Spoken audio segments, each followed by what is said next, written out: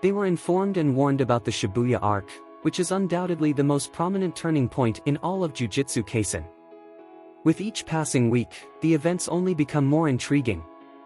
It feels as if the story is growing in excitement, plot development, and, of course, action. And we cannot overlook the animation, which is genuinely exquisite.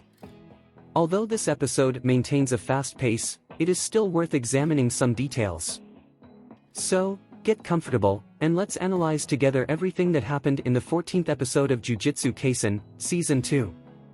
While Nanami, Choso, and Yuji have had opportunities to shine in previous episodes, they are not the only sorcerers leaving a lasting impression.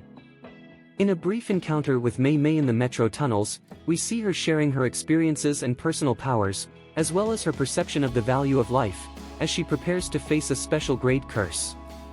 So, is Mei Mei truly a powerful sorceress? The answer is surprisingly yes. Despite lacking a traditionally offensive curse technique, Mei Mei is widely considered among her peers as a strong sorceress. Her rigorous combat training has taken her to the physical peak, making her an expert in the use of cursed energy. Her innate technique, called Black Bird Manipulation, allows her to infuse crows with her own cursed energy and control them at will. These crows become completely obedient, using them for attack, defense, or even surveillance, as she can communicate with them. Furthermore, Mei Mei can make a binding vow with each crow, temporarily granting them great power. However, they must sacrifice themselves when using this power to attack the opponent, known as the kamikaze attack. Although she has not achieved domain expansion yet, she has devised a clever strategy for dealing with such situations.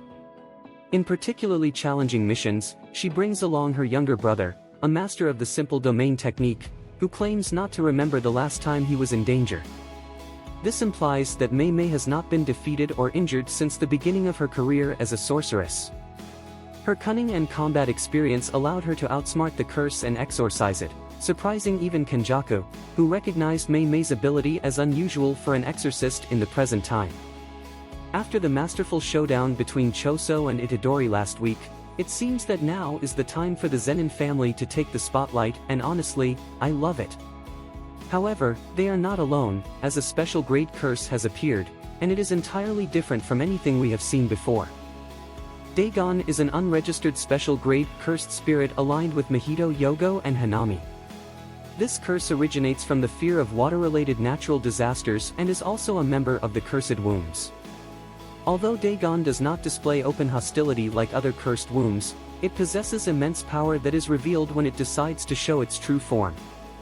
It commands the domain expansion called Captivating Horizon, unleashing devastating tsunamis that sweep away everything in their path.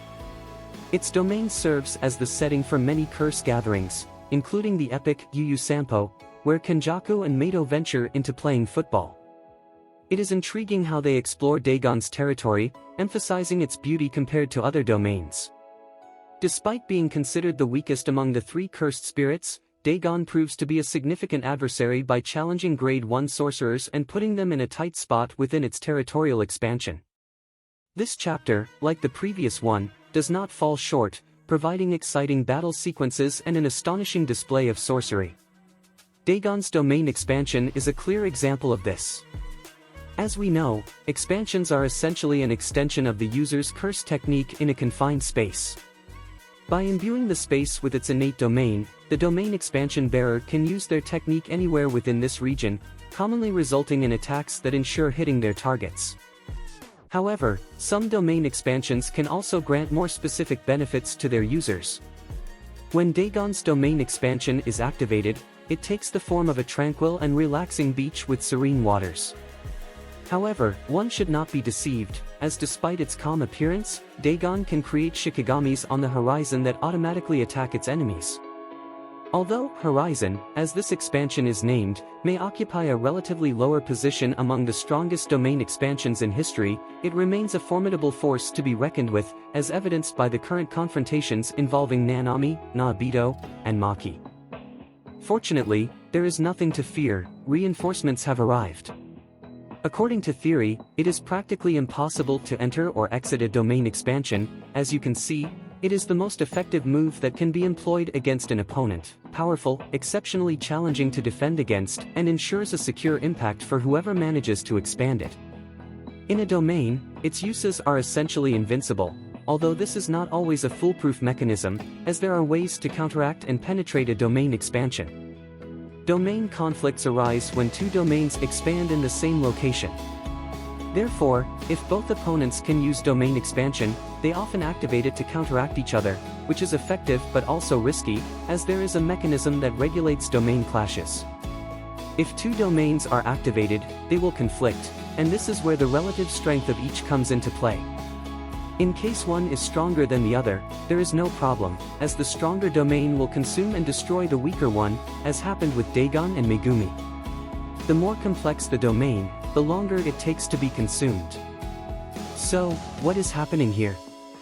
Technically, Megumi's plan is not to engage in a domain battle. His goal is to create an opportunity for his companions to escape. However, this is easier said than done, as Dagon's onslaught has wreaked havoc. Nanami is severely injured, Naobito has lost his right arm, and Megumi is at his limit. Can things get worse? Yes, for better or for worse, Toji Fushiguro appears on the scene. Will this be the long-awaited encounter between father and son? We will find out. For now, I would love to hear your opinion on episode 14, leave it in the comments. Don't forget to subscribe to the channel if you enjoy my content and give the video a like. This is Prime Animes, see you in the next occasion.